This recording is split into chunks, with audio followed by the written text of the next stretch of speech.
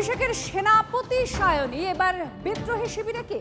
তৃণমূলের বিদ্রোহী শিবিরে যোগ সায়নী ঘোষের এমনই সূত্রের খবর। ভাঙনের মধ্যেও সায়নীর ওপরে আস্থা করেছিলেন বা আস্থা রেখেছিলেন মমতা বন্দ্যোপাধ্যায়।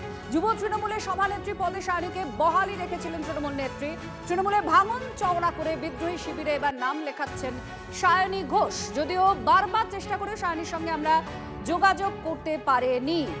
সায়নী ঘোষ যুব নেত্রী সভানেত্রীর পদ তাকে দেওয়া হয়েছিল, তারপরেও শোনা যাচ্ছে তিনি বিদ্রোহী শিবিরে। সুচরিতা আমাদের প্রতিনিধির সঙ্গে রয়েছেন। সুচরিতা, সায়নী বিদ্রোহী শিবিরে, তাকে তো দল নতুন ভাবে যখন গঠন হলো তাকে তো সভানেত্রীর দায়িত্ব দেওয়া হলো, যুব সভানেত্রী, তাহলেও কেন সরছেন? দেখো, বেশিরভাগ যারা বিদ্রোহী শিবিরে রয়েছে তাদের সকলেরই বক্তব্য যে এই দলের ভরাডুবির পর তাদের কোনো কথাই সেখানে গ্রাহ্য করেনি, আর কোথাও গিয়ে দল এটা মানতেই নারাজ যে তারা জনসাধারণের থেকে অনেকটা দূরে চলে গিয়েছে।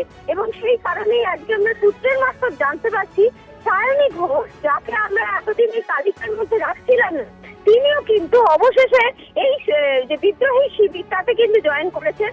আমি তার যে ম্যানেজার তার সঙ্গে কথা বলেছিলাম যে কোনোভাবে যদি সায়নীর কোনো রিয়াকশন আমরা পেতে পারি, কিন্তু সায়নী এই মুহূর্তে কলকাতার বাইরে, এবং তার যে ম্যানেজার তার সূত্র ধরে বলতে পারি যে তিনি বলেছেন যে 2-3 দিনের মধ্যে সায়নী ঘোষ ফিরে আসবে এবং তারপর নিজেই তিনি তার এই বক্তব্যের এই যে খবর তার পুষ্টি করবেন এবং তার সাথে সাথে অবশ্যই কারণ জানাবে।